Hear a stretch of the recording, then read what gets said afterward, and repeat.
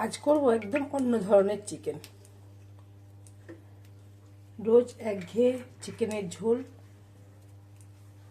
আর ভালো লাগছে না, একটু অন্যরকমের চেষ্টা করব আজকে, দেখি পারি নাকি। তো নিয়ে নিয়েছি রিফাইন্ড অয়েল। তেলটাকে খুব ভালোভাবে গরম হতে দেব।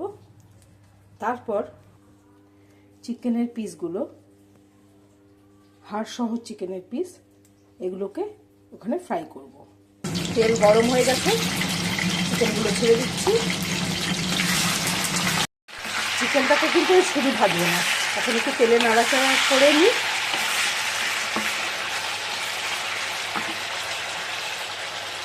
এরপর এর মধ্যে দিয়ে দিচ্ছি লবণ,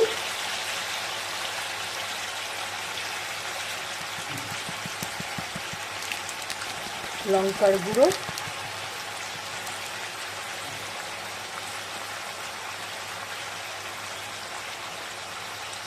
আর তার সঙ্গে গোলমরিচ গুঁড়ো। এটা দিয়ে আমি চিকেনটাকে ভালো করে ভাজবো।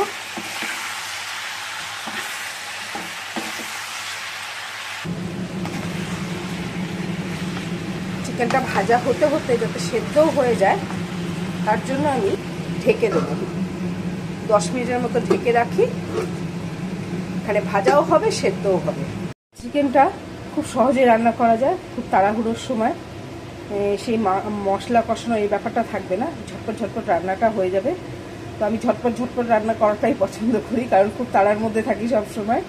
তো সেই জন্য যত তাড়াতাড়ি চিকেনটা রান্না করা যায় এবং টেস্টি হয়, খেতে খুব ভালো লাগে, সেই জন্যই এই চিকেনটাকে বেছে নিলাম, আজকে এভাবেই রান্না করব। এর জন্য লাগছে হচ্ছে পেঁয়াজ, টমেটো, ক্যাপসিকাম, বাস এই। আর যদি চাই তো কাঁচা লঙ্কা আর ধনেপাতা, এই দিলেই হয়ে যাবে। কাঁচা লঙ্কা ধনেপাতাটা আমি পরে দেখাচ্ছি। তো এই দিয়ে আমি করব রান্নাটা, বেশি কিছু মশলা নেই। আর আদা রসুন পেস্ট, যেটা আমি ভুলে যাচ্ছিলাম, আদা রসুন পেস্ট লাগবে। আর পরে তো আমি গোলমরিচ গুঁড়ো আর লঙ্কা গুঁড়ো আবার দেবো। তো এরকমভাবেই রান্নাটা হবে। তো খুব সহজ রান্নাটা, সবাই করতে পারে, খেতেও খুব টেস্টি হয়। একবার খেয়েছিলাম, তাই ভাবলাম যে আজকে একটু করি, একটু অন্যরকম, মুখটা একটু স্বাদটা চেঞ্জ হবে। তো সেটা আজকে করছি। একটা পেঁয়াজ, একটা টমেটো, জল পড়তে শুরু করে দিয়েছে পেঁয়াজ কাটতে গিয়ে। তো একটা পেঁয়াজ একটা টমেটো দিয়েছি, দেখিয়েছি বলে এটা যেন মনে না করা হয় যে একটা পেঁয়াজ একটা টমেটোই লাগবে। পেঁয়াজ বেশ অনেক কটাই লাগবে, মাংসের পরিমাণ অনুযায়ী টমেটো অনেকটাই লাগবে, আর একটা গোটা ক্যাপসিকাম দেবো। পেঁয়াজটাকে আমি এভাবে ঝিরি ঝিরি করে কেটে নিচ্ছি। বেশ অনেকটা পরিমাণ পেঁয়াজ, তাই চোখ দিয়েও বেশ জল গড়িয়ে গড়িয়ে পড়ছে। শীতের পেঁয়াজ বলেই নাকি লাল পেঁয়াজগুলো বেশ ঝাঁঝালো টাইপের হয়। তো এই পেঁয়াজগুলো কেটে নিচ্ছি। এরপরে টমেটো কেটে নেব।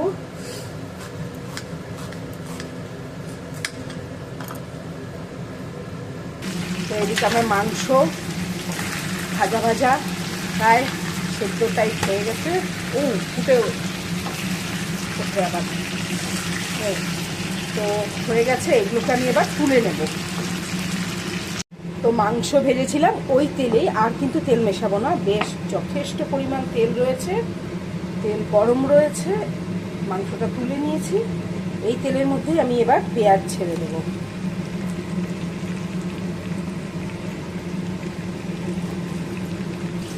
সব পেঁয়াজ দেওয়া হয়ে গেছে, এখন আমি পেঁয়াজগুলোকে একদম লাল লাল করে ভেজে নেব।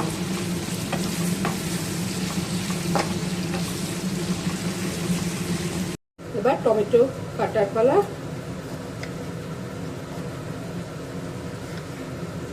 এরকম পিস করে কেটে নিলাম,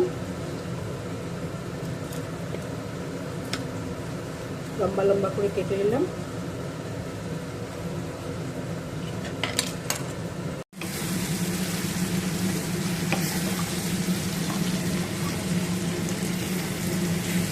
বেশ লাল লাল হয়ে গেছে, এখন এর মধ্যে আমি টমেটো ছেড়ে দেবো।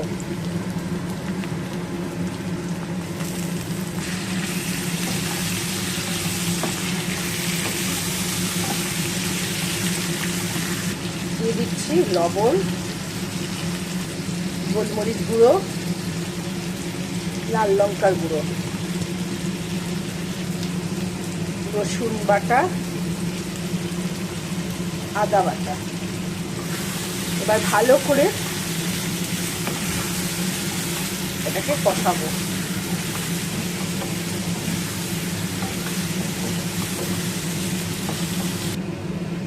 মশলা পুরো কষে গেছে, তেলও ছেড়ে দিয়েছে। এখন আমি এর মধ্যে মাংসটা দিয়ে দেবো।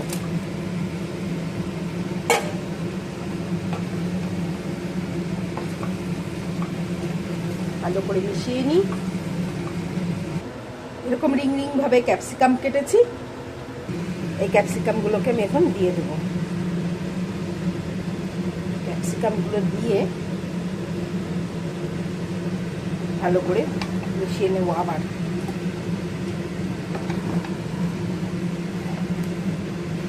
আমার ভালো লাগার জন্য আমি দুটো কাঁচা লঙ্কা এর মধ্যে দিয়ে দিলাম।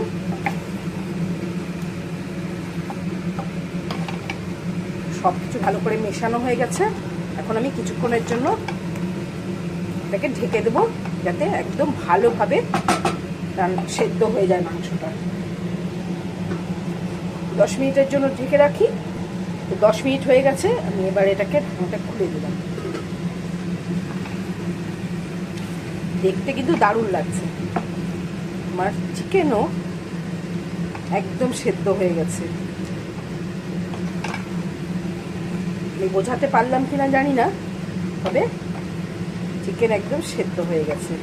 এই যে খুলে যাচ্ছে, চিকেন সেদ্ধ হয়ে গেছে। তো এখন এর ওপর আমি দিয়ে দেব অনেকটা পরিমাণ ধনেপাতা।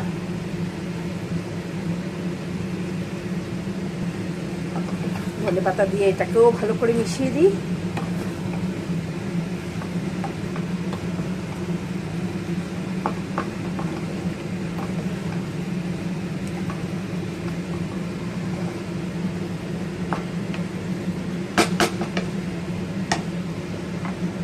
মাংস সেদ্ধ সমস্ত কিছু হয়ে গেছে। এখন এর উপরে আমি সামান্য একটু সাদা তিল ছিটিয়ে দিলাম, দেখতে অপূর্ব লাগে তাতে।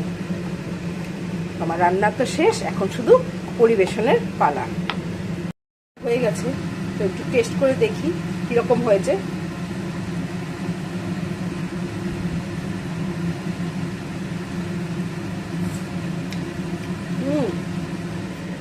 টেস্টটা কীরকম হয়েছে বলবো, চিলি চিকেনের মতো অনেকটা, কিন্তু চিলি চিকেন তো না। তো ওই টেস্ট অনেকটা এসেছে, কিন্তু খেতে দারুণ হয়েছে। ফ্রাইড রাইস, পোলাও, রুটি জাতীয় যে কোনো জিনিসের সঙ্গে খেলে খুব ভালো লাগবে খেতে। তো খুব ভালো লাগছে খেতে। তো এবার পরিবেশন করি। রান্না তো শেষ। এই রান্নাটা খেয়ে সবাই ভালো বলবে, কারণ আমি ভালো রান্না করি এখন।